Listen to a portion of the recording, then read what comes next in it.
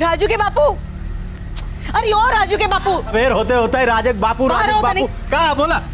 अरे सुनो, ये हमरा आंगन में कौन गाड़ी खड़ी करके गया है?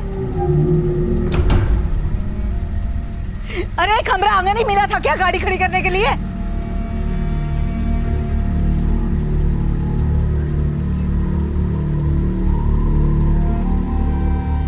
इंजन वहां तो चालू है, ड्राइवर बिना है भीतर, क्या माजरा है?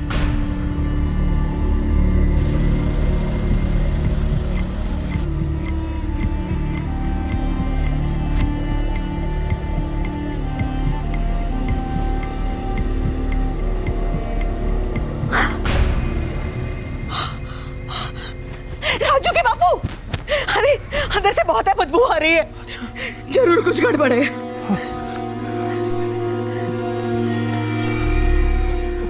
साहब जी, वो इनोवा गाड़ी तो हमारे आंगन में पड़ी है।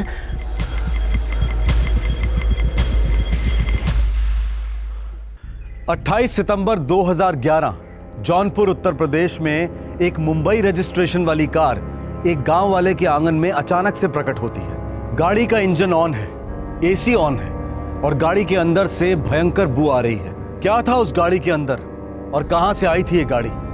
एक आदमी था जो इन दोनों सवालों के जवाब जानता था और वो था चरण, वही गांव वाला जिसके आंगन में ये गाड़ी पाई गई थी।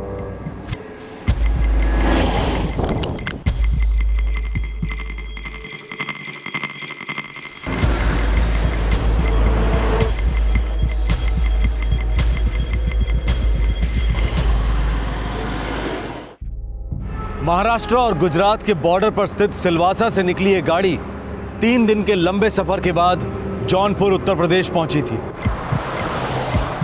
इस गाड़ी की अजीब दास्तां 3 दिन पहले शुरू हुई थी मुंबई में।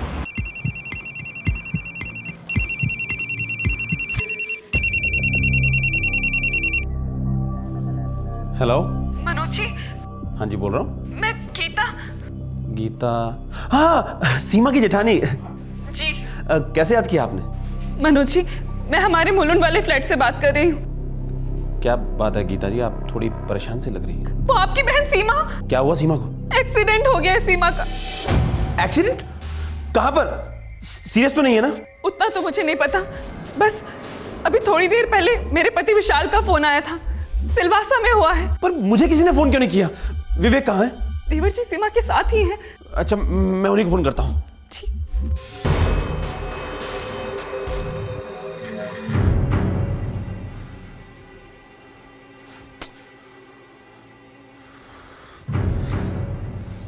क्या हुआ जी? हमारी सीमा का एक्सीडेंट हो गया। क्या? कब? कहाँ? और विवेक कहाँ है? सिलवासा में। सीमा की जेठानी गीता का फोन आया था, विवेक भी उसी के साथ है। फोन ट्राई कीजिए। अजीब है, किसी का फोन ही नहीं लग रहा है, ना विवेक का ना सीमा के जेठ का। उसके सास ससुर का भी फोन बंद आ रहा है, सबके फोन स्विच ऑफ है। देखिए जी, मुझे ना कुछ भी ठीक नहीं लग रहा। आप अभी के अभी उनके मुलुंड वाले फ्लैट में जाइए ना। हो सकता है कि सीमा की जेठानी गीता झूठ बोल रही हो।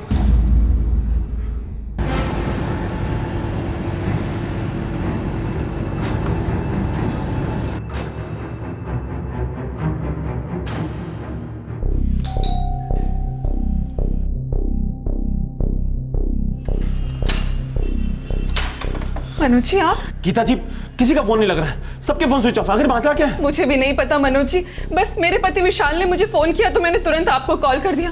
मैं भी बहुत देर से कोशिश कर रही हूँ, सबके फोन स्विच ऑफ है। गीता जी, आपको मेरे साथ चलना पड़ेगा अभी। मनोज जी, मुझे भी बड़ा अजीब लगा जब इन्होंने कॉल किया। कितने बजे किया था? 10:15 बजे। अब गीता, गीता बुरी खबर है। क्या हुआ विशाल, आप ठीक तो है ना? गीता, सीमा का एक्सीडेंट हो गया है और वो सीरियस है। कैसे हुआ? बाकी लोग कैसे हैं? मम्मी पापा देवर जी और आप? बाकी सब तो ठीक है, बस सीमा की हालत क्रिटिकल है गीता। अच्छा, मैं तुम्हें बाद में फोन करूंगा। तुम्हारे पति विशाल ने तुम्हें फोन किया, कुछ और नहीं बताया? बहुत अजीब है तो इसलिए मैंने तुरंत आपको फोन कर दिया। ये लोग सिलवासा कब गए? आज सुबह। सब लोग गए लेकिन आप नहीं गई? मुझे भी कुछ समझ में नहीं आया। सुबह सब तैयार हो गए, बोले कोई पूजा है, मुझे साथ लेकर गए ही नहीं। मुझे उसी समय समझ जाना चाहिए था कि कुछ अजीब चल रहा है, कोई ना कोई गड़बड़ है। कैसी पूजा है ये जिसमें मैं नहीं रहूंगी? सारा परिवार जा रहा है, फिर मैं क्यों नहीं? एक ही दिन की तो बात है गीता, कल तक लौट आएंगे और पूजा फैक्ट्री में है। देवर जी सीमा को साथ लेके जा रहे हैं। पर मैं तुम्हें नहीं ले जा रहा हूँ। अब बहस मत करो और बात को समझने की कोशिश करो। क्या समझने की कोशिश करूं और क्यों? भाभी नहीं जा रही हैं बस, और तुम्हें कोई फिक्र करने की जरूरत नहीं सीमा। फिक्र की बात नहीं है विवेक, अजीब लग रहा है। ऐसा नहीं कि गीता भाभी हमारे साथ आना नहीं चाहती, वो जेठ जी उन्हें हमारे साथ आने नहीं दे रहे। अरे सीमा, लेकिन मैं तो तुम्हें अपने साथ ले जा रहा हूं ना, इससे ज्यादा तुम्हें कुछ सोचने की जरूरत नहीं, समझी? देखो टाइम बहुत हो गया, हमें निकलना चाहिए।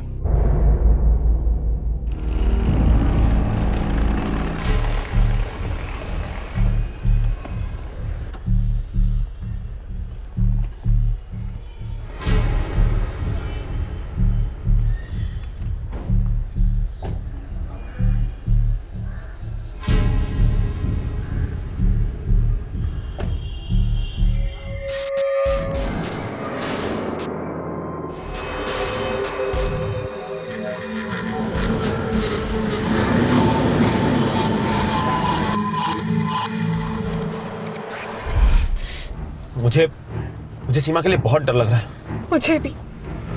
विशाल ने ये बताया कि एक्सीडेंट हो गया है, ये बताया ही नहीं कि कब हुआ है, कैसे हुआ है, कुछ बोले ही नहीं।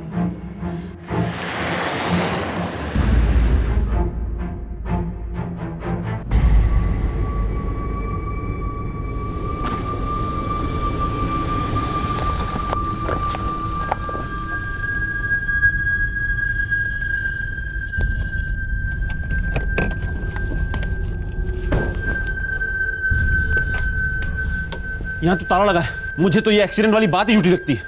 अब क्या करें? सीमा आपकी छोटी बहन है? जी हाँ। और आप जेठानी हैं सीमा की? जी सर, सीमा के ससुर की यहाँ सिलवासा में फैक्ट्री है, वीके बेल्टिंग के नाम से। मशीनरी की बेल्ट्स बनाते हैं। सर, नाम सुना हुआ है, ये सिलवासा इंडस्ट्रियल एस्टेट में है। जी हाँ, वही। हम सब, मेरे सास ससुर, मेरे पति विशाल, मैं, मेरे देवर विवेक और सीमा, हम सब मुंबई में साथ में रहते हैं, मुलुंड में। सिलवासा आना जाना होता है? जी, बाबूजी विशाल और विवेक तो लगातार आते जाते रहते हैं, लेकिन हम औरतें बहुत कम। पूजा में आपकी सासू माँ और देवरानी ही गई, आपको साथ नहीं ले गए? जी हाँ, और फिर रात को विशाल ने फोन करके कहा कि सीमा का एक्सीडेंट हो गया है। और सर, सीमा के पति विवेक ने मुझे फोन नहीं किया। मैं सीमा का इकलौता भाई हूँ, मुझे तो गीता जी ने फोन करके बताया। इंस्पेक्टर साहब, जरूर कुछ ना कुछ गड़बड़ है। हाईवे पेट्रोल के साथ चेक करो एक्सीडेंट केसेस के लिए, सारे हॉस्पिटल्स चेक करो और आज के केसेस पे ध्यान दो। Yes sir. सर, ये सीमा की तस्वीर है।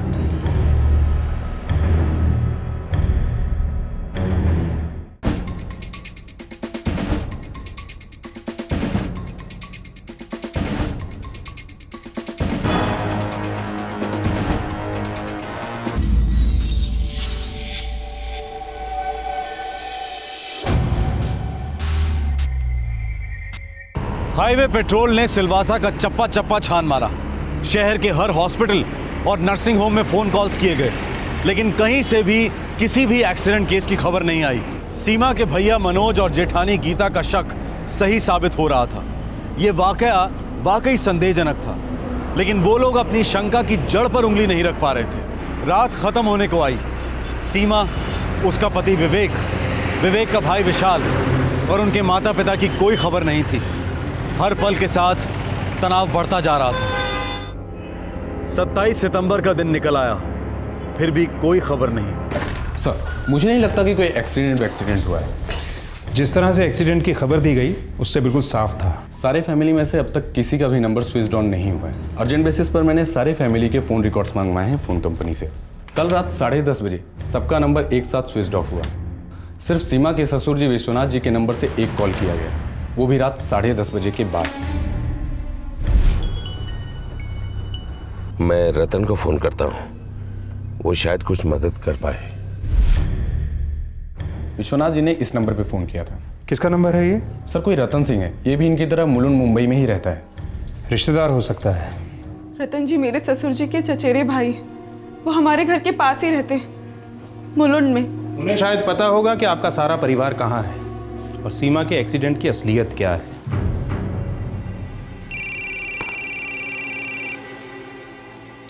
हेलो, रतन सिंह जी, हाँ जी बोल रहा हूँ। आपके चचेरे भाई विश्वनाथ सिंह ने कल रात 11:30 बजे आपको फोन किया था। विश्वनाथ ने नहीं नहीं किया था, पर बात क्या है? आप कौन बोल रहे हैं? मैं सिलवासा से पुलिस इंस्पेक्टर अधिकारी बोल रहा हूँ। और आप झूठ बोल रहे हैं, लेकिन सच निकलवाना हमारा पेशा है।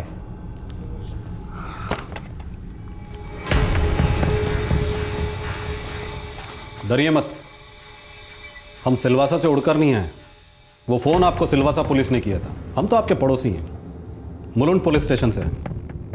आप लोग चाहते क्या हैं? लॉकअप में उल्टा टांग कर आपकी खाल उधेड़ना चाहते हैं। लेकिन फिलहाल आप सिर्फ एक सवाल का जवाब दीजिए, क्या कल रात को विश्वनाथ सिंह ने कॉल किया था? इस सब में मेरा कोई हाथ नहीं है। हाँ, विश्वनाथ भाई साहब ने मुझे फोन किया था।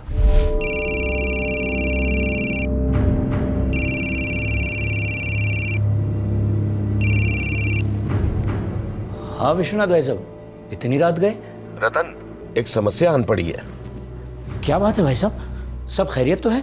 हम लोग सिलवासा से थोड़ी दूर हैं, बस 1:30 के करीब मुलुंड पहुंच जाएंगे। क्या हुआ, क्या है, बात क्या है? तुम्हें कुछ इंतजाम करने होंगे। भाई साहब ये सब क्या कह रहे हैं, मुझे कुछ भी समझ में नहीं आ रहा है। रतन जी, ये आसान नहीं होगा। इसीलिए तो आपको बुलाया है डॉक्टर अविनाश। आप हर मुश्किल आसान कर सकते हैं। लेकिन मेरा मतलब। आपका मतलब पूरा होगा। जो पैसा आप मांगेंगे आपको मिलेगा।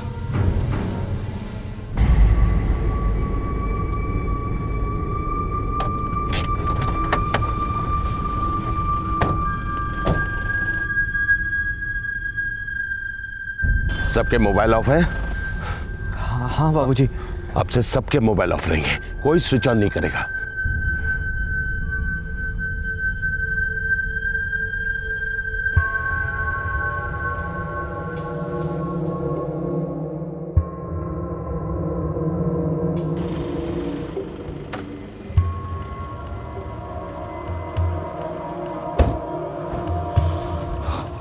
भाई साहब, ये डॉक्टर अविनाश है। देखिए, रतन जी ने मुझे सब कुछ समझा दिया है, लेकिन मुझे लगता है ये मेरे लिए बहुत मुश्किल होगा। 25 लाख से कुछ आसानी होगी? पैसों का सवाल नहीं है विश्वनाथ जी, मुझे एक बार देखने दीजिए। आइए आइए।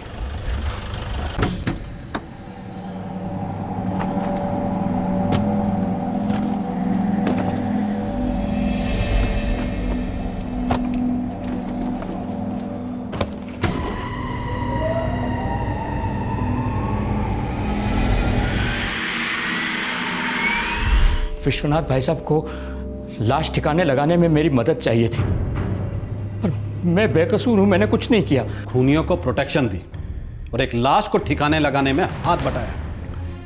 यहाँ नहीं है। आप सब लोग पागल हो चुके हो, मैं इसमें आपकी कोई हेल्प नहीं कर सकता। डॉक्टर साहब, हम इसे लेकर आपके हॉस्पिटल आ जाते हैं, आप एक्सीडेंट का सर्टिफिकेट बना दीजिए। रतन जी, आप पूरी तरह से सटिया चुके हो।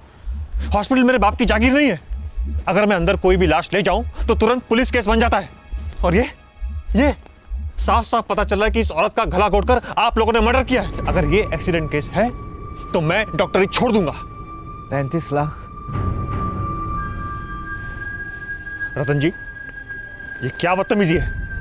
चलिए 40 लाख। 15 मिनट में अगर मुझे आपने हॉस्पिटल नहीं छोड़ा तो मैं यहां से सीधे पुलिस स्टेशन जाऊंगा। And I mean it.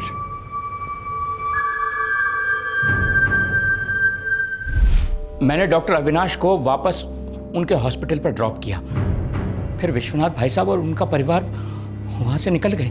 कहाँ के लिए? वो पता नहीं सर। अरेस्ट करो इसे। और वो डॉक्टर अविनाश, जब वो जानता था कि मर्डर हुआ है तो चुप क्यों बैठा, हमें इन्फॉर्म क्यों नहीं किया? उसे भी हिरासत में लो।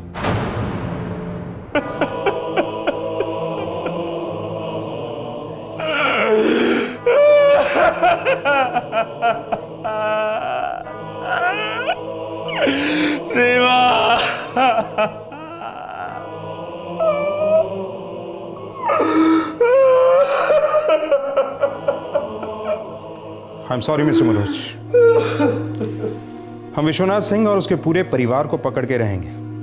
उनकी इनोवा गाड़ी के लिए हमने रेड अलर्ट जारी कर दिया है। स्टेट के सभी बॉर्डर्स पे मैसेज पहुंच गए हैं। Yes sir. विश्वनाथ सिंह के बंगले की तलाशी लो और उसे सील कर दो। वीके वेल्डिंग के सारे वर्कर्स को राउंड अप कर लो। वीके वेल्डिंग्स की भी तलाशी लो और उसे भी सील कर दो। जी सर।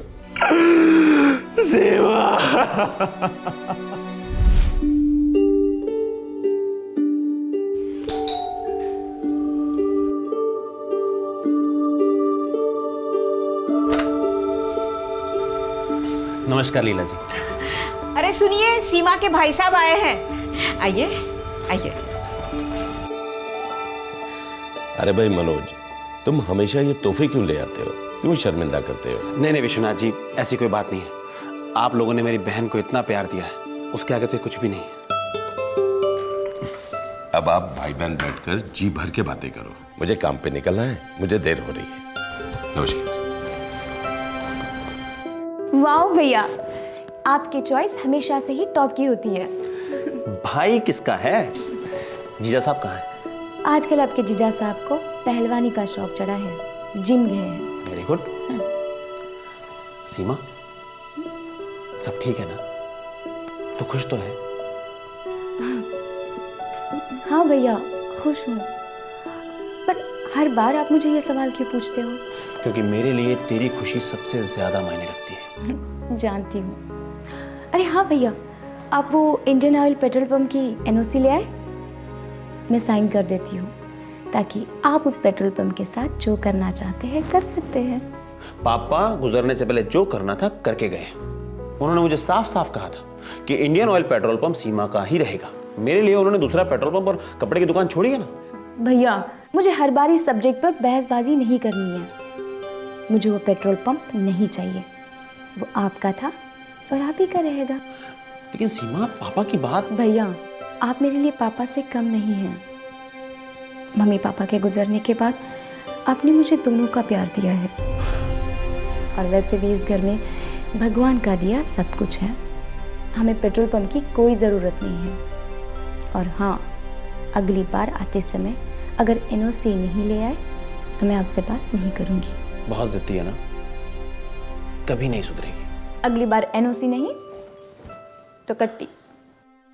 अरे अरे मनोज भैया, कैसे हैं आप? मैं अच्छा हूँ, तुम कैसे हो? बढ़िया। भैया को चाय वाय पूछी कि नहीं? और भैया, आप खाना इस बार यहीं खा के जाएंगे, हर बार की तरह नहीं चलेगा। अरे भैया, क्या खाना खाएंगे? तुम्हारी पत्नी सर खा गई है मेरा, सुनती नहीं है। क्यों सीमा, भैया को क्यों परेशान करी हो? क्या बात हो गई? हाँ, कोई बात नहीं है, मैं खाने का देखती हूँ। एनओसी नहीं तो कट्टी। एनओसी? क्या बात है भैया? अरे कुछ नहीं, पापा गुजरने से पहले सीमा के नाम एक पेट्रोल पंप कर गए थे। अब सीमा जिद पे अड़ी है कि वो पेट्रोल पंप मैं रख लूं। ये भी कोई बात हुई? अच्छा, सीमा ने मुझे कभी बताया नहीं इस बारे में। यही तो प्रॉब्लम है। लेकिन मैं बोल बोल के थक गया हूं, मेरी तो सुनती नहीं है। तुम्हारी पत्नी है, तुम उससे बात करो ना, समझाओ उसे। ये पेट्रोल पंप वाली बात घर में बहुत उछलती रही क्या? कमाल है, सीमा ने कभी आपको बताया नहीं? क्या नहीं बताया? यही कि पेट्रोल पंप आपको वापस करने वाली बात हमारे घर में किसी को रास नहीं आई थी। सब बहुत नाराज थे सीमा से। विवेक, मेरे मनोज भैया ने आज तक मेरे लिए इतना सब कुछ किया है, मैं उनके लिए इतना तो कर ही सकती हूँ। और वैसे भी पेट्रोल पंप पर उनका हक बनता है। आखिरकार उन्होंने तो विदा किया था मुझे। इसमें कौन सी बड़ी बात है? तुम्हारे बड़े भैया हैं, वो उनका फर्ज बनता ही है। और तुम्हारे मनोज भैया को जो कुछ देना था ना, वो तुम्हारे पापा ने दिया और काफी दिया। लेकिन तुम्हारे हिस्से में क्या आया? सिर्फ एक पेट्रोल पंप। एक बात कान खोलकर सुन लो तुम, हम हमारा हिस्सा किसी भी हालत में नहीं छोड़ने वाले। सॉरी विवेक, ये पेट्रोल पंप मेरा है, जो मैं अपने भैया को दे चुकी हूँ। बस एक एनओसी साइन होनी बाकी है। वो तो साइन होने से रही। पापा, आप समझाइए ना विवेक को। आपका इतना बड़ा बिजनेस है, एक पेट्रोल पंप से क्या फर्क पड़ता है? एक एक पैसे का फर्क पड़ता है। और बड़े बिजनेस ऐसे नहीं खड़े होते। विवेक तुम्हारा पति है, इसलिए तुम कोई भी फैसला अकेले नहीं कर सकती। पेट्रोल पंप इस घर में आया है, वापस नहीं जाएगा। सच में ये लालच तो मेरे समझ के बाहर है और मैं इसे समझना भी नहीं चाहती हूँ। बस मैं इतना जानती हूँ कि ये पेट्रोल पंप मेरे भैया का था और उन्हीं का रहेगा। मैं इस फैसले से पीछे नहीं हटूंगी। अरे इतना तेवर और ऐसी जुबान लड़ाना। लगाम हाथ में लो विवेक, समझाओ बहू को, शादी के बाद ये मनमानी नहीं चलेगी।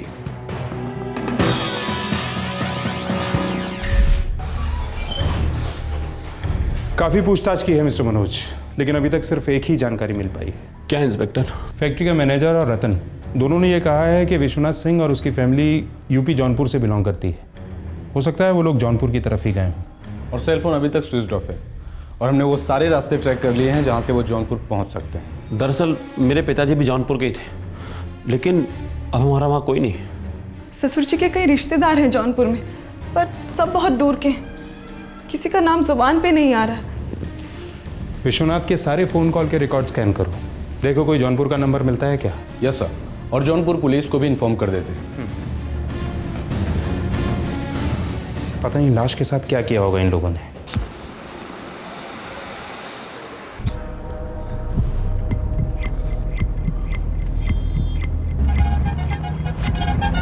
मुझे गीता को लेकर बहुत फिक्र हो रही है, कहीं उसे शक हो गया तो? आपको गीता भाभी को फोन करना ही नहीं चाहिए था भैया। अरे अगर मैं उसे फोन नहीं करता तो वो मुझे फोन पे फोन करती, और अगर उसे मेरा फोन स्विच ऑफ मिलता तो वो और परेशान हो जाती। फिर भी ठीक होता।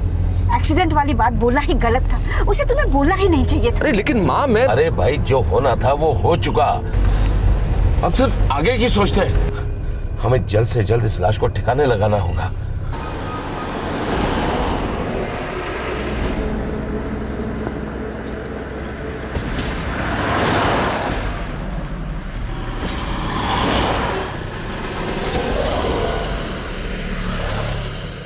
सीमा की लाश 4 राज्यों और उनके कई शहरों से गुजरी। सीमा की लाश को विश्वनाथ सिंह और उसके परिवार ने गाड़ी में छुपा कर रखा था, सबकी नजरों से दूर। लेकिन कब तक लाशें छुपाए नहीं छुपती। भैया स्प्रे थोड़ा और कीजिए, बू बर्दाश्त नहीं हो रही है, इतना काफी नहीं होगा। लगता है स्प्रे खत्म हो गया है, हमें कहीं रुककर एक और खरीदना चाहिए।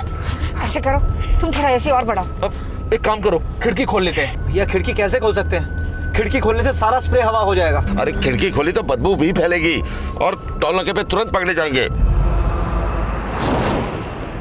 सीमा के हत्यारे अपने जुर्म की बू छुपाते छुपाते हताश होने लगे थे और उधर पुलिस कमर कसकर उन तक पहुंचने की फिराक में थी। सर, मैंने विश्वनाथ सिंह के कॉल लिस्ट के सारे नंबर ट्रैक कर लिए हैं। एक नंबर पे कई बार कॉल किया गया है, 895780। किसका नंबर है ये? चरण सिंह का। ये विश्वनाथ सिंह का रिश्तेदार है। जौनपुर में रहता होगा।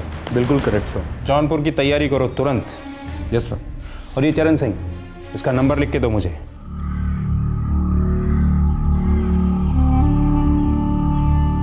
नहीं मनवा के राम करे सो। अरे ओ राजू के बापू, अरे अरे सुनो तो, आपके लिए फोन है। पुलिस वाले आपसे बात करना चाहते हैं। पुलिस वाले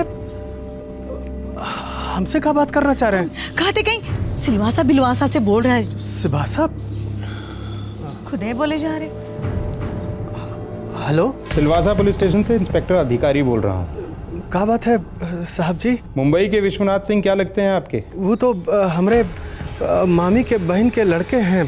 पिछले 2 दिनों में फ़ोन पर बात हुई उनसे? जी नहीं, लेकिन साहब सब ठीक है ना? गंगा मैया की कसम खा के कहते हैं साहब जी, हमको कुछ नहीं मालूम है। जी जी साहब जी। सो टीम रेडी है। बनारस की पहली फ्लाइट रात 8 बजे है। टिकट्स बुक हो चुके हैं। वहाँ से जौनपुर बाई रोड 3.5 घंटे का रास्ता है। कल की सुबह हम चरण सिंह के घर पर होंगे। देखिए, हमें मजबूत शक है कि विश्वनाथ सिंह अपनी फैमिली के साथ जौनपुर में ही है। छुपने के लिए और कोई जगह नहीं है उनके पास। इंस्पेक्टर साहब, मैं भी आपके साथ चलूंगा। अगर आप यहीं रह के इंतजार करेंगे तो बेहतर होगा।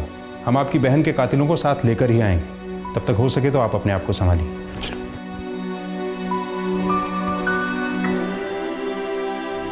क्यों सुनी मैंने सीमा की बात? मुझे उसकी बात सुननी ही नहीं चाहिए थी।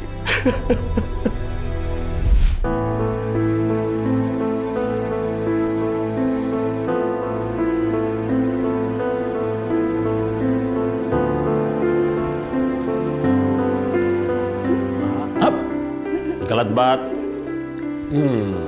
अरे बस। ये मेरी प्यारी सी गुड़िया के लिए। इसमें क्या है भैया? एनओसी? सीमा, आज के दिन तो रहने दे। आज के दिन आप मुझे कुछ भी मना नहीं कर सकते भैया। तो नहीं मानेगी ना? ये ले।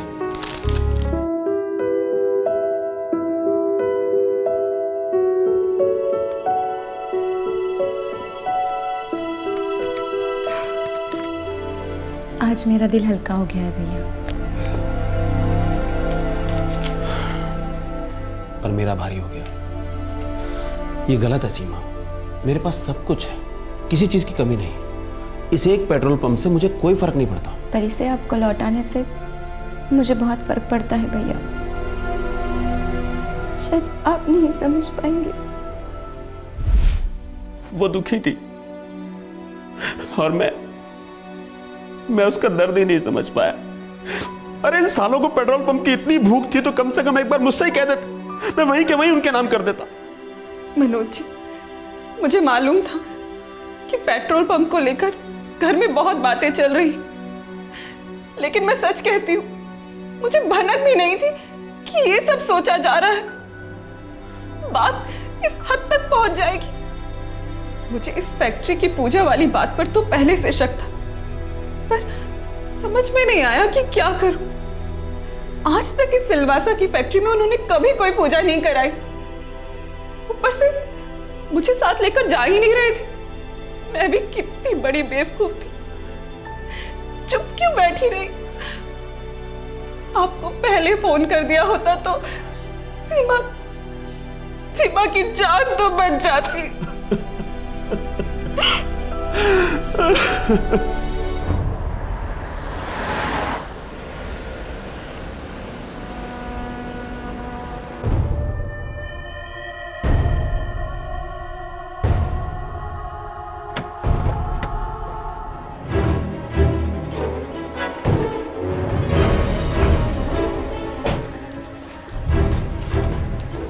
सुनिए विवेक, पूजा तो फैक्ट्री में हो रही है ना? हाँ, लेकिन वहाँ थोड़ी देर में जाएंगे। चलो अभी अंदर चलो। चलो चलो चलो।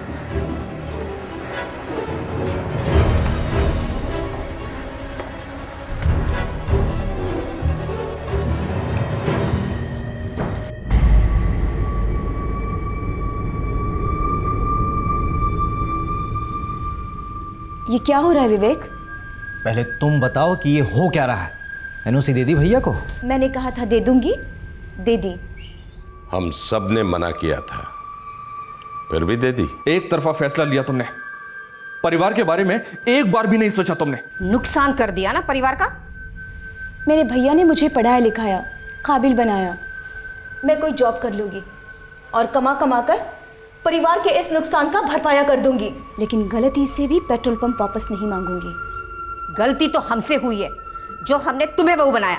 तुमने जो कुछ भी किया सीमा, बहुत गलत किया। विवेक,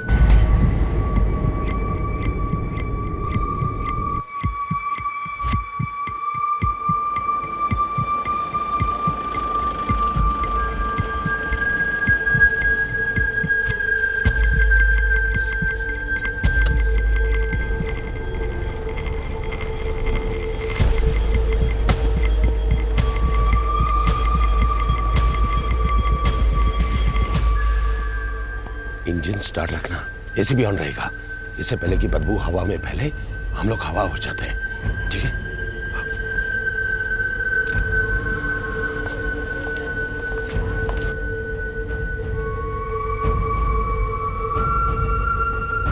चलो जल्दी आओ, चलो।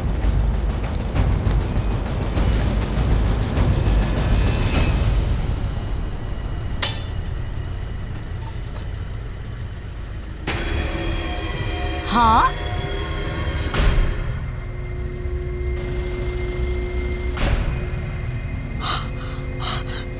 राजू के बापू, अरे अंदर से बहुत है बदबू आ रही है। जरूर कुछ गड़बड़ है।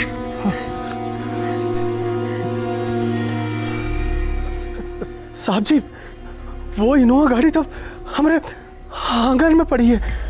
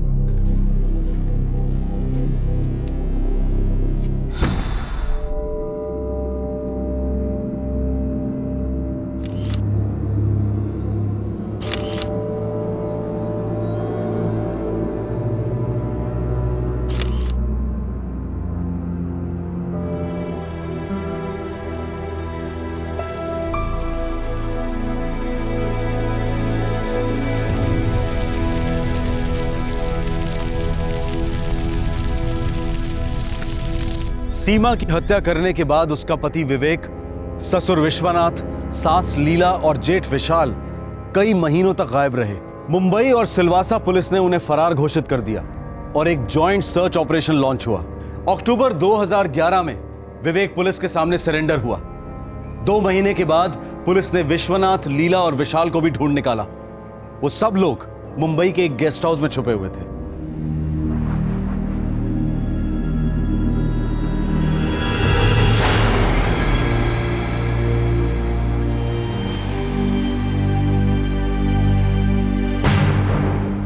पुलिस इस वक्त इस केस की चार्जशीट तैयार कर रही है और उम्मीद है कि ये केस जल्द से जल्द कोर्ट में पेश होगा। इस केस का एक और पहलू भी है जिसे दर्शकों को दिखाना हमने उचित नहीं समझा, इसलिए उसे फिल्माया नहीं गया।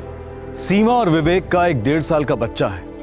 इस बच्चे को भी साथ ले जाया गया था और सीमा की हत्या के दौरान ये बच्चा उसी कमरे में मौजूद था। क्या कहें ऐसे दरिंदों का, लालच की खुशबू ने इनके अंदर की सारी इंसानियत को बेहोश कर दिया था। अच्छा खासा बिजनेस होते हुए भी एक पेट्रोल पंप को हासिल करने के लिए इन्होंने अपने ही परिवार के एक सदस्य की हत्या की और फिर उसकी लाश को ठिकाने लगाने के लिए लाखों खर्च करने को तैयार थे। 4 राज्यों में अपने गुनाह की बदबू फैलाकर आखिरकार ये लोग पकड़े गए।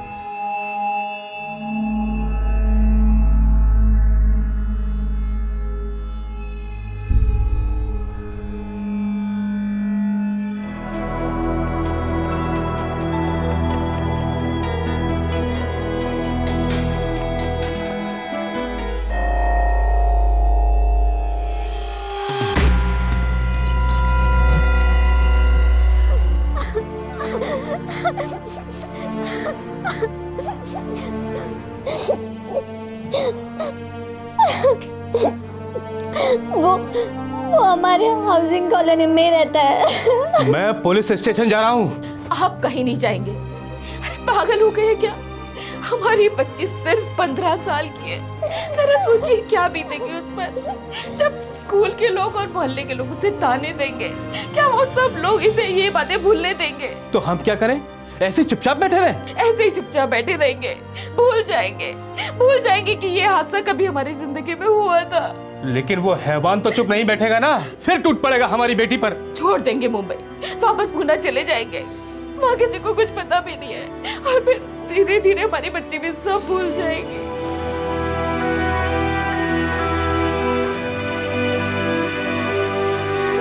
कांदिवली वेस्ट, मुंबई, महाराष्ट्र। एक स्कूल जाने वाली लड़की का बलात्कार होता है और आक्रामक उसी के मोहल्ले का एक बदमाश है। पर लड़की के माता पिता इस डर से पुलिस के पास नहीं जाते कि उनकी बेटी की आगे की जिंदगी बर्बाद हो जाएगी। काश उन्होंने ऐसा ना किया होता। अगर उन्होंने पुलिस के दरवाजे पर दस्तक दी होती तो वह दरिंदा आज 10 साल की जेल काट रहा होता। पर उनकी खामोशी उसकी विकृति के लिए प्रोत्साहन साबित हुई। इस रेपिस्ट ने अपनी घिनौनी हरकत दोहराई। एक और लड़की बनी उसकी वासना का शिकार। अक्टूबर 2011।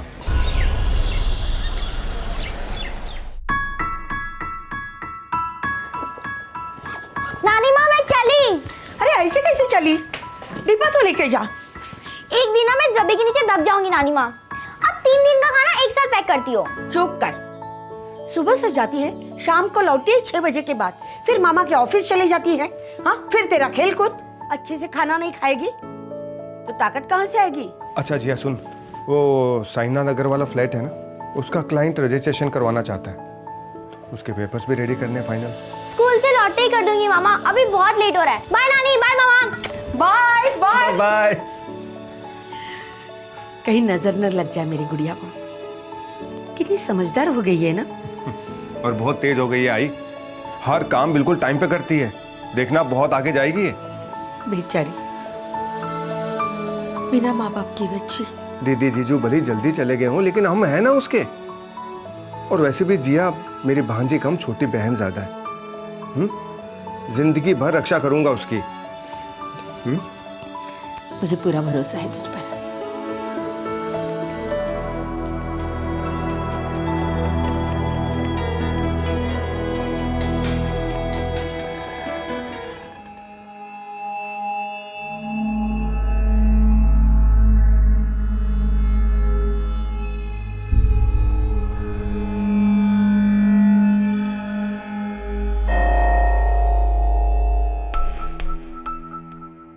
सर जी 2 BHK की फ्लैट्स के तो बहुत मारामारी है। हाँ लेकिन 1 BHK के 3 मेरे पास फ्लैट्स हैं। 5 लोगों की फैमिली है, अब बच्चे भी बड़े हो रहे हैं, हमें तो 2 BHK ही चाहिए। अभी फिलहाल तो मेरी नज़र में ऐसा नहीं है, लेकिन हाँ मुझे पता लगते ही मैं आपको फ़ोन ज़रूर करूँगा। आप ये मेरा कार्ड रखिए आप।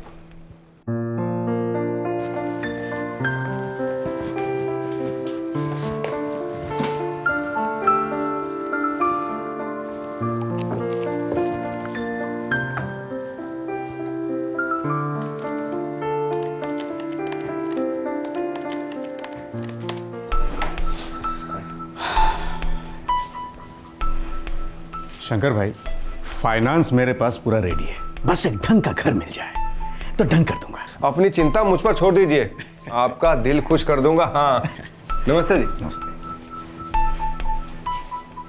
अरे जिया तू कब आई तू? बस आधा घंटा हुआ मामा। ये साइना नगर वाले फ्लैट के पेपर्स फुल एंड फाइनल 2 बार चेक किया। Very good Jiya, thank you. अच्छा चल ऐसा कर, ये पकड़ 500 रुपए और अपने लिए कुछ खरीद ले चल। नहीं मामा, मुझे कुछ नहीं खरीदना। ड्रामा मत कर, पकड़। नहीं मामा, मुझे कुछ नहीं चाहिए। मैं तेरे थप्पड़ लगाऊंगा, ये नहीं चाहिए वो नहीं चाहिए। देख मेरी बात सुन, ऑफिस का आधे से ज्यादा काम तू करती है या नहीं करती? क्या मामा, ये भी कोई काम है क्या? अरे एक स्टेट एजेंट का आधे से ज्यादा काम तो ये पेपर वर्क होता है। अच्छा ठीक है, हम क्या करते हैं, इस महीने से तेरी सैलरी फिक्स कर देते हैं, ठीक है? तो ठीक है, मैं एक बड़ा सा लोन ले लेती हूँ। इतने साल आप लोग ने मेरी देखभाल जो की, धीरे धीरे सब चुका दूंगी। देख अब सच में तू लाफा खाएगी मुझसे। हाँ आप और नानी ना होते तो मेरा क्या होता? अगर तेरे मॉम डैड नहीं होते तो मेरा क्या होता हूँ? तुझे पता है दीदी मुझे माँ की तरह प्यार करती थी, और तेरे पापा ने ये बिजनेस शुरू करने में मेरी मदद की, मेरी उंगली पकड़कर मुझे बिजनेस सिखाया, और मैं आपसे सीख रही हूँ। हाँ तो फिर ये ड्रामा, ये नौटंकी मेरे सामने कर बंद, इसको रख अपने पास और हमेशा खुश रह। हाँ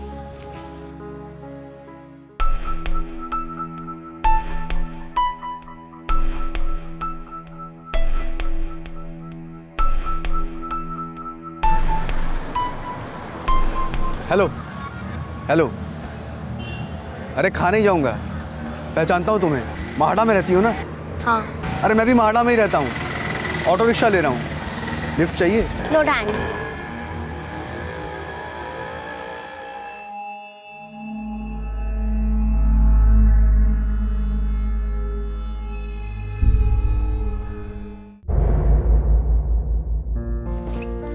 नानी माँ मैं चली।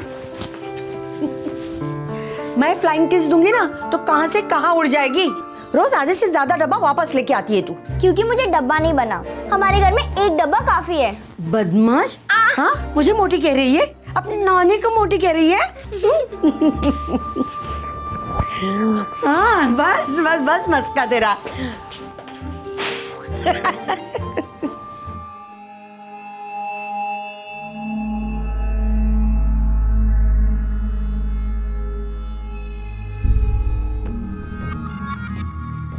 ओ माहड़ा कॉलोनी की मिस यूनिवर्स, कैसी हो? ओ मिस यूनिवर्स, मुझे मालूम है तुम्हारा नाम जिया है, तुमसे कुछ कहना है। क्या है, जल्दी बोलो। मुझे तुम बहुत सेक्सी लगती हो, आई लव यू। मैं कुछ समझी नहीं। मुझे तुम बहुत सेक्सी लगती हो, आई लव यू।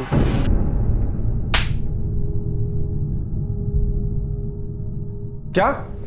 कौन सी बिल्डिंग में रहता है? बिल्डिंग नंबर 1 के सामने पान की दुकान है, उसके पास खड़ा रहता है वो। मामा यही खड़ा रहता है वो। ये जगह पर? एक वो लड़का खड़ा रहता है इतना लंबा सा यहाँ पर, इस जगह पर कौन है वो जानते हैं आपके? यहाँ रहता है वो इसी बिल्डिंग में रहता है।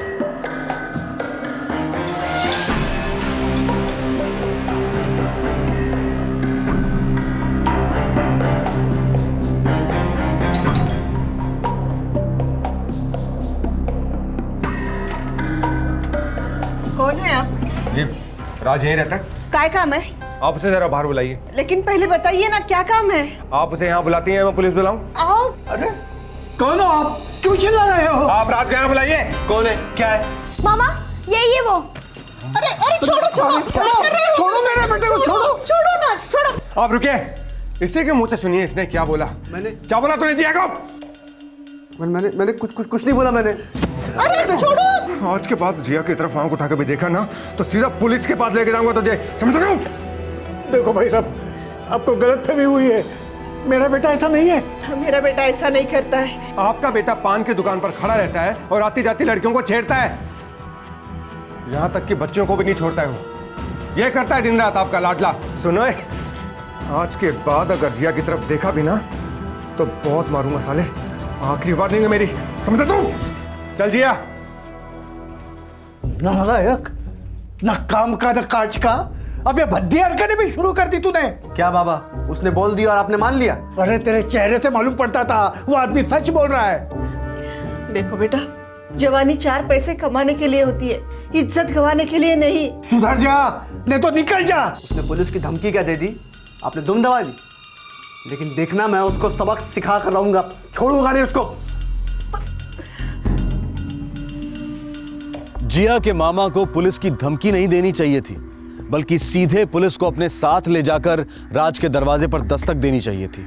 राज के माता पिता को भी उसे आधी अधूरी चेतावनी देने की बजाय कुछ ठोस कदम उठाने चाहिए थे। उस दौरान राज का बर्ताव, राज की सोच दोनों दस्तक दे रहे थे कि उसकी वहशियत फिर से अपना सर उठा रही है। वो पहले भी एक बलात्कार कर चुका था जो पीड़ित लड़की और उसके माता पिता के अलावा और कोई नहीं जानता था, और इस बार किसी को भनक तक नहीं थी कि उसकी विकृति को नजरअंदाज करना कितना भारी साबित होने जा रहा था। हेलो, हाँ हाँ राम जी भाई, हाँ आपके हिस्से का चेक मैंने रेडी करके रखा है। हाँ, पूरे 1,55,000 का बेरियर चेक है, आप बैंक जाके कैश करवा सकते हैं। अरे नहीं नहीं, आपको आने की जरूरत नहीं है, वो जिया स्कूल जाते वक्त दे जाएगी आपको चेक। जी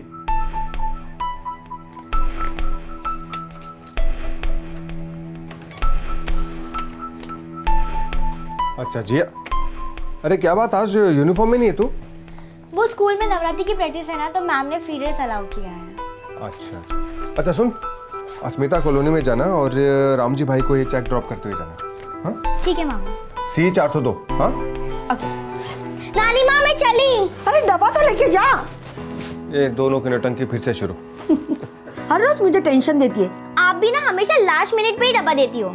अच्छा, अभी के लिए टाइम प्लीज, जब मैं लौटूं तब लड़ते हैं। बाय नानी, बाय मामा। बाय। रुक, गले कौन मिलेगा? जा संभाल के जाना। बाय।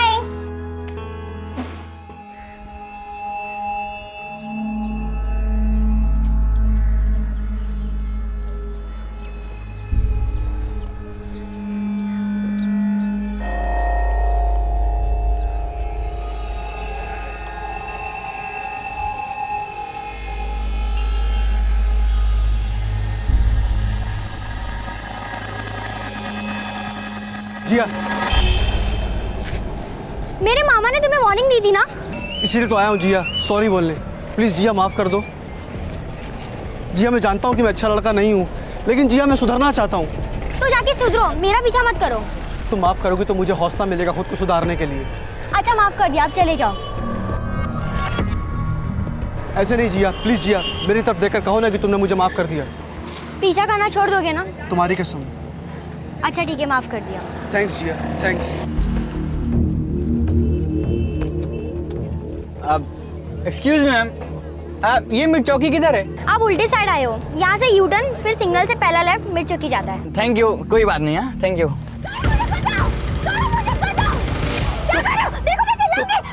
चुप। देखा अगर तू चिल्लाएगी ना तो तेरी नानी का गला कटेगा और मामा का सर फूटेगा। क्या? हाँ, दोनों को मेरे पार्टनर ने उठा लिया है। एक फोन कॉल करूंगा ना, दोनों को मार डालेगा। क्या बकवास कर रहे हो? बकवास कर रहा हूँ? रुक, तेरे को भी मजा दिखाता हूँ। छोड़ दो मुझे। हाँ सलीम भाई, राज। हाँ सलीम भाई, लड़की मेरे साथ है। सलीम भाई, लड़की की चीख की आवाज़ जैसी सुनाई देती है ना, भुइया का गला काट दो। लेकिन उस शकुनी मामा को जान से मत मारना, एक एक करके उसकी उंगलियां तोड़ते रहना। ठीक है सलीम भाई?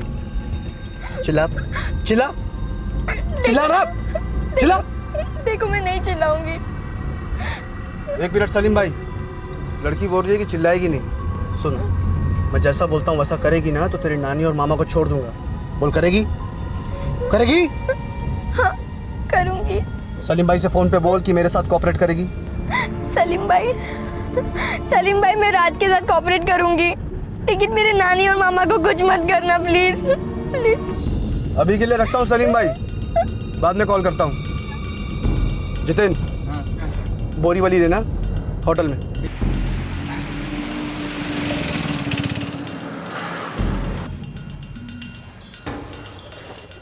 देख जिया, एकदम चुपचाप, एकदम नॉर्मल बनकर चलना। कोई भी नाटक नौटंकी की था तो मैं पकड़ा जाऊंगा, और अगर मैं पकड़ा गया ना तो फिर तुम दोबारा कभी अपनी नानी और मामा को देख नहीं पाओगी। समझी? समझी ना? मुस्कुरा, आंसू आंसू पोछो अपने, आंसू पोछो फटाफट।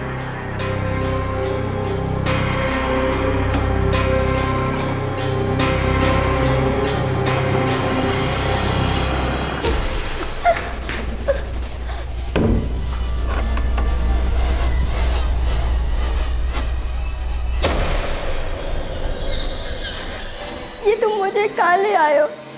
क्या करने वाले हो?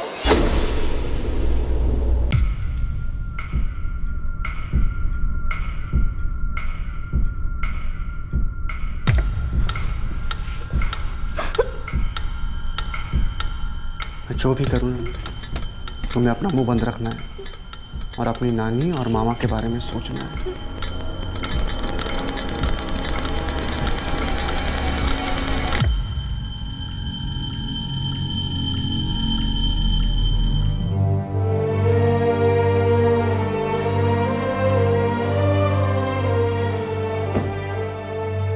चलो तुम्हारी ट्यूशन क्लास लेता हूँ, देखता हूँ तुम्हें क्या क्या आता है। कौन सी किताब था?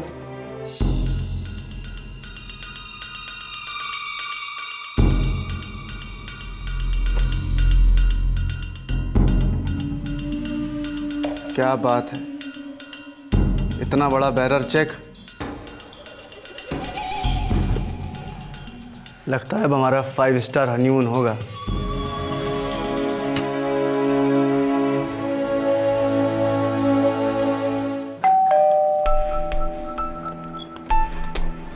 आई जिया का?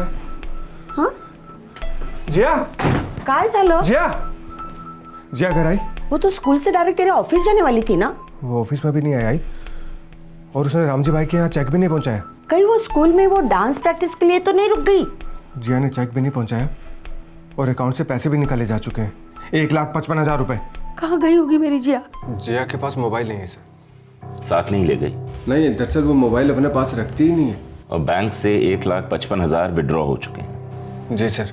जिया ने इसके पहले ऐसा कभी किया नहीं है, और स्कूल के पिकनिक के अलावा तो इतनी देर रात तक कभी घर के बाहर नहीं रहती। सुबह घर से कितने बजे निकली थी? रोज की तरह सुबह 8:30 बजे तो निकल गई थी। और स्कूल जाने से पहले वो रामजी भाई के यहाँ चेक ड्रॉप करने वाली थी, पर उसने ऐसा किया नहीं। जी सर। देखिए, जो भी हुआ है वो आपके और रामजी भाई के घर के बीच में हुआ है। सब क्या हुआ है मेरे जिया के साथ? पिछले कुछ दिनों कुछ अटपटा हुआ है क्या आप लोग के साथ? जी सर, इलाके का एक मवाली लड़का है राज। कल सुबह जब उसने जिया को छेड़ा तो कल शाम को मैंने उसके घर जाके उसे वार्निंग भी दी थी।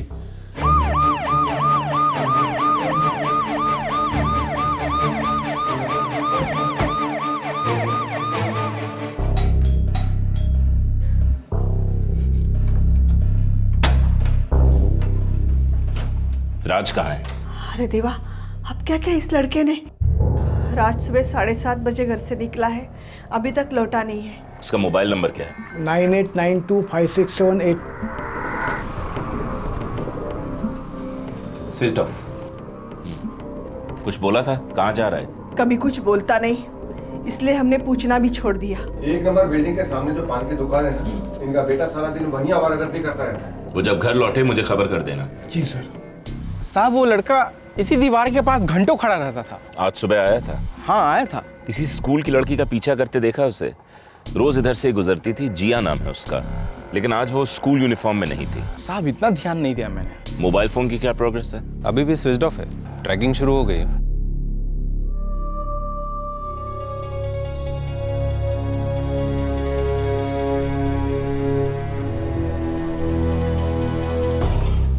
सर, मोबाइल फोन की last location Marve road signal के पास थी, पब्लिक एरिया है। ओके। ये राज अभी तक घर नहीं लौटा है। मैंने सिविल ड्रेस में एक कांस्टेबल उसकी बिल्डिंग के नीचे लगा दिया है। ये राज जरूर कुछ गड़बड़ करने पे तुला है। लड़की माइनर है, कुछ होने के पहले हमें कुछ करना पड़ेगा। सर, जिया के मामा का जिस बैंक में अकाउंट है, जहाँ से पैसे विड्रॉ हुए, उसके मैनेजर से मेरी बात हुई। कोई लीड मिली? हाँ सर, उनके बैंक में सीसीटीवी कैमराज है। वो लोग कल सुबह फुटेज लेके आ रहे हैं।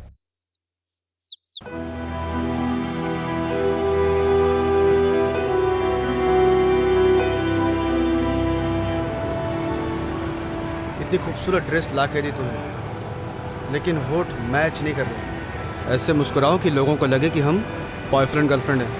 मुस्कुराओ, मुस्कुराओ। जतिन, ये 50,000 है, मैं इसको लेके निकल रहा हूँ, तू भी निकल। अपने एरिया में लौटना मत, ठीक है? मैं बीच बीच में फ़ोन करता रहूँगा, ठीक है? ये तेरा बैग। ढंग के कपड़े हैं ना? ब्रांडेड कपड़े हैं। चल तू ऐश कर, मैं निकला। चल चल, निकल निकल।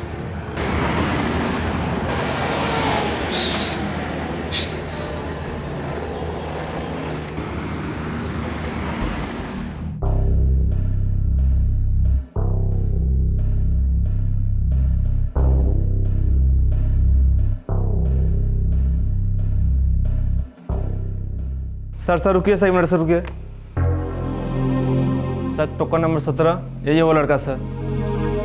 नहीं नहीं, ये राज नहीं है। उसका कोई जोड़ीदार हो सकता है। सर, ये राज जरूर इन्वॉल्व है। कल रात भर से घर नहीं लौटा है और सेल स्विच ऑफ है, कंटिन्यूअस। वो चेक दीजिए। इस चेक पे जिसने भी कमलेश करके साइन किया है, उसका नाम कुछ भी हो सकता है, लेकिन कमलेश नहीं हो सकता। हो सकता है राज के माँ बाप को इस नकली कमलेश की असलियत पता हो। नहीं, हम इस लड़के को नहीं पहचानते। राज का कोई और दोस्त है जो इसे जानता हो? राज का कौन दोस्त है, कौन दुश्मन, हमें कुछ पता नहीं इंस्पेक्टर साहब। जब 10वीं फेल हुआ तब से स्कूल जाना उसने छोड़ दिया। उसके बाद उसने... एक मिनट, मुझे यहाँ आपके बेटे राज की लाइफ स्टोरी सुनने में कोई इंटरेस्ट नहीं है। एक 15 साल की बच्ची की जिंदगी दांव पे लगी हुई है और मुझे पूरा शक है कि आपका बेटा राज ही उसे उठा के ले गया है। अगर आप दोनों मुझसे कुछ छुपा रहे हैं तो इतना समझ लीजिए, हालत खस्ता कर दूंगा आप दोनों की भी। और कितनी हालत खस्ता कर देंगे इंस्पेक्टर साहब? कौन से माँ बाप को अच्छा लगेगा कि उनका इकलौता बेटा इतनी घिनौनी हरकत पर उतर आए? हेलो, हाँ ठेव। सर, 10-1 मिनट के लिए राज का फोन स्विच ऑन हुआ था। लोकेशन रोमिंग है, पुणे के आसपास। पुणे में आपका कोई है? पुणे में हमारा कोई नहीं है सर। वो थाने के किसी नंबर से बात कर रहा था। एग्जैक्ट लोकेशन अभी मिली नहीं है। रास्ते में मिल जाएगी।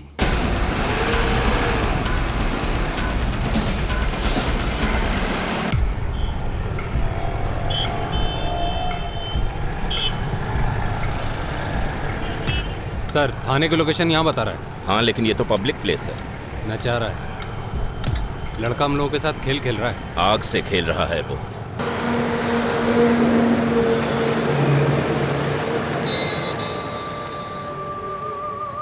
कहाँ ले जा रहे हो मुझे? हनीमून पर चिकनी। अब तो मेरी नानी और मामू को छोड़ दो प्लीज। जब मेरा दिल तुझसे भर जाएगा ना, तब तेरी नानी और मामू का पिंजरा खुल जाएगा। वो कहाँ है, किस हाल में? अरे एकदम फर्स्ट क्लास हालत में है, तेरे जैसे। तुझे अपने पास रखने के लिए मैंने उन्हें अपना फिक्स डिपॉजिट बनाया है। सुन, तू ना बस मुझे खुश रख और मैं उन्हें खुश रखूंगा। हाँ? आज अब रोने से क्या होगा? पुलिस पूरी कोशिश कर रही है ना। भगवान मेरी ही बच्ची के साथ इतने जुल्म क्यों करवा रहा है? एक तो बचपन में ही उसके माँ बाप छीन ले एक्सीडेंट में। सारी गलती मेरी है। अगर पुलिस स्टेशन जाके कल ही मैं रिपोर्ट लिखवा देता ना तो आज बात यहाँ तक पहुँचती ही नहीं। राजमा आपसे पहले एक बलात्कार जैसा संगीन जुर्म करके बच निकला था और इस बार वो एक और टीनेज लड़की को अपने जाल में फंसा चुका था। एक तरफ वो जिया को टॉर्चर कर रहा था और दूसरी तरफ वो लगातार पुलिस को चकमा दे रहा था। एक शातिर क्रिमिनल की तरह वो अपना सेल फोन सिर्फ जरूरत पड़ने पर ऑन करता था और उसका दोस्त लगातार उसे खबर से अपडेट दे रहा था। और राज जिया को लेकर बार बार अपनी लोकेशन बदलता जा रहा था। तकदीर बदलते वक्त नहीं लगता। पुलिस उस एक मौके की तलाश में थी जहां वो उसकी असली लोकेशन पता कर सके और बहुत जल्द वो मौका आया।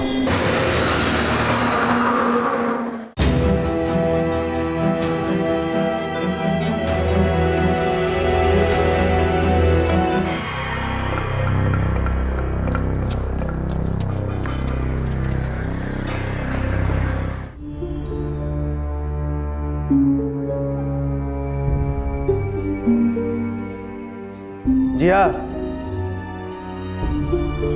नानी और मामा को आखिरी बार गोवा से ही बाय बाय बोलोगी?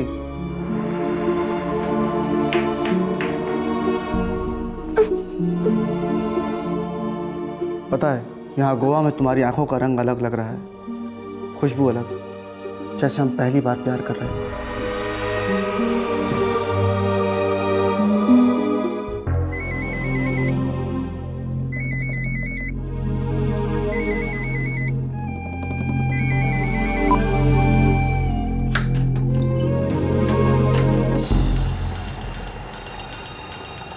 हेलो, हाँ राज, अब बोल।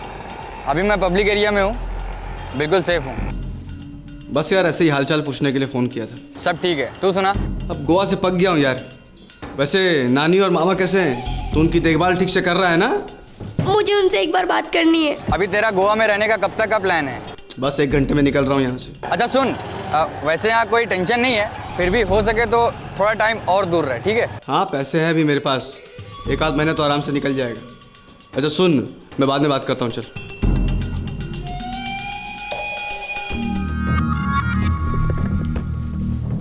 तुझे ना मेरे ऊपर हाथ नहीं उठाना चाहिए था। तेरे मामा को मेरे घर में घुसकर मेरी इंसल्ट नहीं करनी चाहिए थी। अब देख, तेरी नानी और मामा दोनों तकलीफ में है ना। तुम्हें जो करना था तुमने कर लिया ना। अरे ऐसा नहीं होता ना डार्लिंग। चल अब सामान पैक कर ले, हमें यहाँ से निकलना है।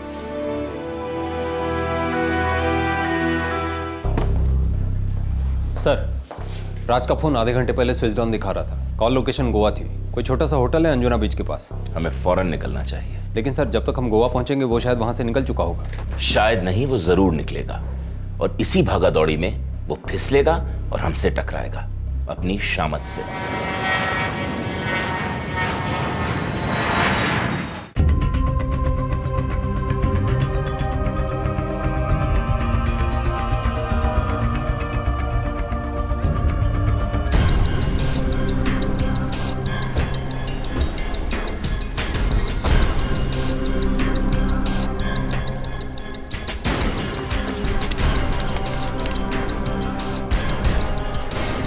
सेल अभी भी स्विच ऑफ है।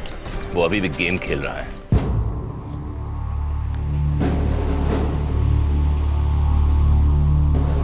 ये दोनों यहाँ रुके थे सर। लड़की एकदम नॉर्मल थी, स्ट्रेस या टेंशन में नहीं लग रही थी जैसा आप बता रहे हैं। जिया, एकदम नॉर्मल बिहेव करना, हंसो, मुस्कुराओ, आंखें चमकाओ, नहीं तो नानी और मामा की आंखें कभी नहीं खुलेंगी। हंसो हंसो। चलो आप। Welcome sir, welcome ma'am. Charges क्या रूम के? 1000 rupees direct. Your name sir? Swapnil Kiran. Have a good day sir. Have a good day ma'am. Thanks a lot. First right. Sir, frankly speaking, मुझे 1 सेकंड के लिए भी नहीं लगा कि वो लड़का उसको अपने साथ जबरदस्ती रख रहा है। लेकिन ये लड़की किडनैप हुई है। इसकी उम्र सिर्फ 15 साल है। गढ़वी, गोवा की पुलिस से कोऑर्डिनेट करो। ये फोटोग्राफ्स गोवा के हर पुलिस स्टेशन में भिजवा दो। Yes sir. ये बात समझ में नहीं आ रही है। ये राज जिया को हर पब्लिक प्लेस में घुमा रहा है, वो भी खुलेआम। फिर भी वो चिल्लाकर किसी से मदद क्यों नहीं मांग रही है?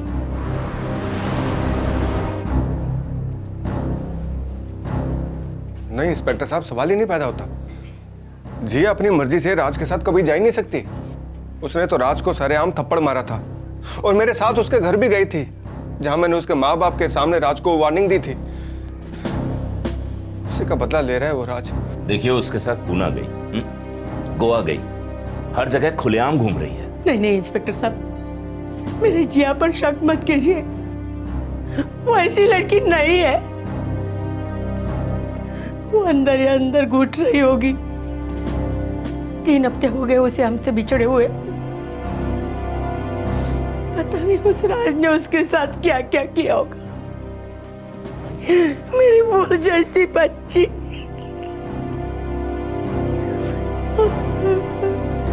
सभी कोशिशों के बाद भी राज और जिया तक पुलिस नहीं पहुंच पा रही थी। कई बार वो काफी करीब थी, लेकिन राज एक क्रिमिनल मास्टरमाइंड की तरह उन्हें चकमा दे रहा था। पुलिस उसकी हर रिकॉर्डेड लोकेशन पर पहुंचती, लेकिन वो उससे पहले ही वहां से निकल गया होता। वो बार बार अपना सेल फोन ऑन ऑफ रख रहा था ताकि पुलिस को कभी भी उसकी सही लोकेशन का अंदाजा ना मिल सके। ऊपर से थाना में जितेन भी हर बार राज को पब्लिक प्लेस में ही जाकर फोन करता था, जिससे जितेन तक पहुंचना भी एक बहुत बड़ा चैलेंज बन गया था।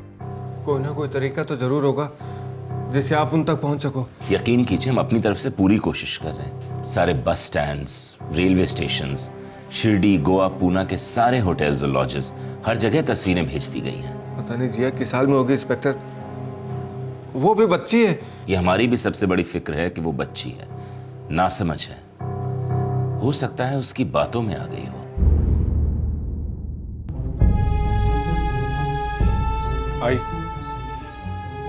पुलिस को कभी कभी लगता है कि उस आदमी ने जिया को जीत लिया, इसलिए तो हमें छोड़कर भाग गई। बिल्कुल नहीं। जरूर हमारी बच्ची किसी बड़ी मुसीबत में होगी। वो आदमी उसके साथ कोई चाल चल रहा होगा, उसे कुछ खिलाया पिलाया होगा। अरे 15 साल की बच्ची ऐसा नहीं कर सकती। पर आई, उसके पास 1,55,000 रुपए का बिहेवियर चेक था। चुप कर शंकर, जिया के बारे में ऐसा बिल्कुल मत सोचना। अगर ऐसा ही सोचोगे ना तो ऐसी ही उल्टी सीधी बातें दिमाग में आती रहेगी। निकाल दे इन ख्यालों को दिमाग से। बस ये सोचो कैसे बचाए हम हमारी बच्ची को, कैसे उसे घर लाएंगे।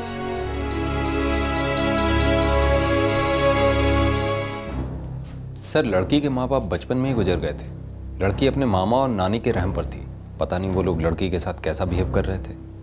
हो सकता है लड़की खुद इस घुटन से निकलना चाहती हो। लेकिन गार्डवी, अगर लड़की अपनी मर्जी से गई होती तो राज का इस तरीके से लोकेशन बदलते रहना, कुछ तो गड़बड़ है। लेकिन सर, हम लोग डेड एंड पे पहुंच चुके हैं। अरे कोई ना कोई रास्ता जरूर निकलेगा। फिर कर क्या सकते हैं सर? देखो, यह आदमी एक पैटर्न में लोकेशन बदल रहा है। Pune, Shirdi, Goa, again Pune, Shirdi, Goa. Last location Shirdi थी। मुझे पक्का शक है अगली लोकेशन गोवा होगी, और इस बार हम उससे पहले उस लोकेशन पे पहुंचेंगे। जिया का अपहरण अक्टूबर 2011 में हुआ था। पूरे 1 महीने तक राज उस बच्ची को मामा और नानी को मार डालने की धमकी देकर उसके साथ हर किस्म की जबरदस्ती करता रहा, लगातार बलात्कार करता रहा। साथ ही साथ राज पुलिस के साथ लुका छिपी के खेल को एक अलग ही लेवल पर ले गया। आखिरकार राज फिसला। एक मौके ने पुलिस के दरवाजे पर हल्की सी दस्तक दी और पुलिस टूट पड़ी। सर, आपका डाउट सही निकला। राज का फोन स्विच ऑन था। वो शिरडी और गोवा के बीच है। गोवा, यही हमारा मौका है।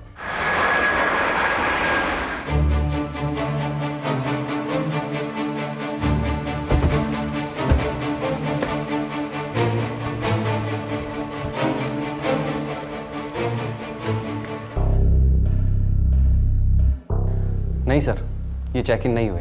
होंगे, और तब तक हम इनका इंतजार करेंगे। Gadhvi, positions, come.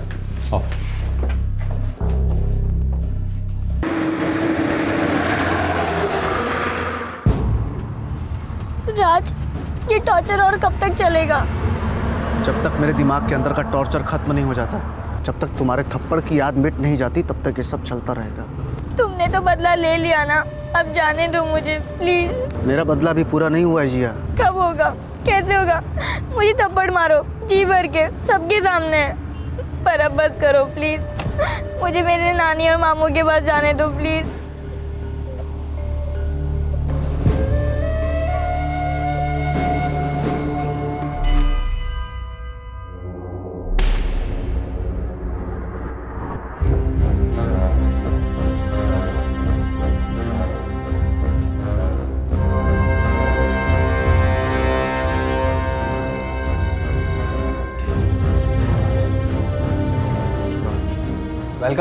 Welcome back to Goa sir.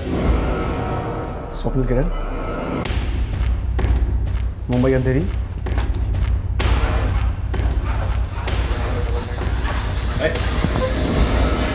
बचाओ बचाओ। डरो मत बच्ची, हम लोग मुंबई पुलिस से हैं। तो प्लीज मेरे नानी और मामा को बचा लीजिए, नहीं तो सलीम भाई उनका गला काट देंगे। ये झांसा देके तुमने इस बच्ची को डरा के रखा है साले। हाँ? हाँ? से डरो मत बच्ची, तुम्हारे नानी और मामा किसी सलीम भाई के पास नहीं है, सेफ है। हाँ? तुम्हारी राह देख रहे हैं। सब प्लीज मुझे नानी और मामा के पास ले चलो, मुझे घर जाना है।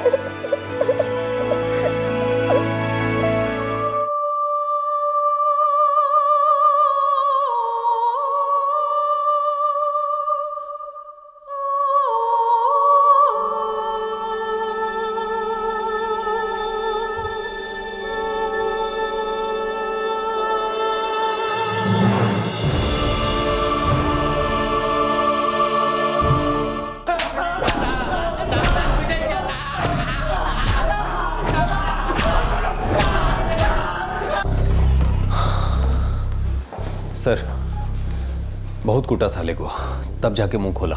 एक नहीं कई बार बच्चे के साथ रेप किया कुत्ते ने। हे भगवान। इतना ही नहीं सर, कुछ साल पहले एक और स्कूल गर्ल के साथ रेप किया था उसने। क्या? हाँ सर, पिटते पिटते सब उगल गया।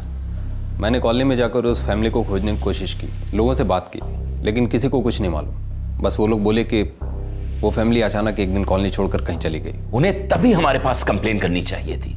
10 साल के लिए अंदर होता ये साला।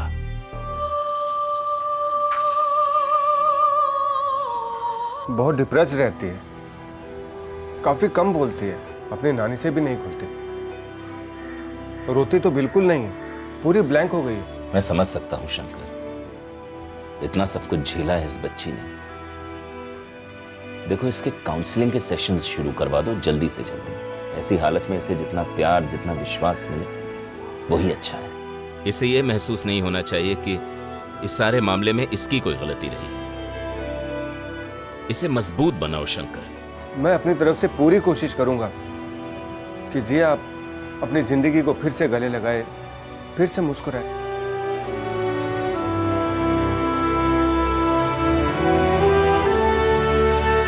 अगर राज का पहला जुर्म रिपोर्ट होता तो जिया पर यह कहर कभी ना टूटता। पर सवाल यह है कि क्या वो पहले वाली लड़की भी इस दरिंदे से बच सकती थी? बड़े बड़े शहरों की बड़ी बड़ी हाउसिंग कॉलोनीज में राज जैसे बदमाशों का आतंक अब आम होता जा रहा है। रोड साइड रोमियो और ईव टीजिंग जैसे शब्द इनकी विकृति पर पर्दा डालते हैं। इनकी हरकतों पर ध्यान नहीं दिया जाता जब तक कोई संगीन जुर्म ना हो। जरूरत है कि हाउसिंग कॉलोनीज की कमेटीज, सिटीजन ग्रुप्स और लोकल पुलिस स्टेशन मिलकर एक ऐसा माहौल तैयार करें, एक ऐसा सिस्टम बनाएं जहां एक आम नागरिक इन बदमाशों के खिलाफ बड़ा जुर्म होने से पहले भी शिकायत दर्ज कर सके। यदि मोलेस्टेशन या बलात्कार होता है तो पीड़ित कतई चुप ना बैठे और पुलिस भी अपने प्रोसीजर्स में और संवेदनशीलता दिखाए। माना कि भागदौड़ की शहरी जिंदगी में कोई किसी का नहीं, किसी को किसी के मामले में नहीं पड़ना है, लेकिन वक्त आ गया है कि हम सब अपना नागरिक धर्म और पड़ोसी धर्म निभाना शुरू करें, क्योंकि जिया हम में से किसी की भी बेटी हो सकती थी। याद रखें, जुर्म और मुजरिम दोनों हमारे बीच में है। अपना ख्याल रखें, सुरक्षित रहें। जय हिंद। क्राइम पेट्रोल्स के और भी दिलचस्प कहानी देखने के लिए हमारे चैनल को सब्सक्राइब करें और बेल आइकॉन दबाना न भूलें।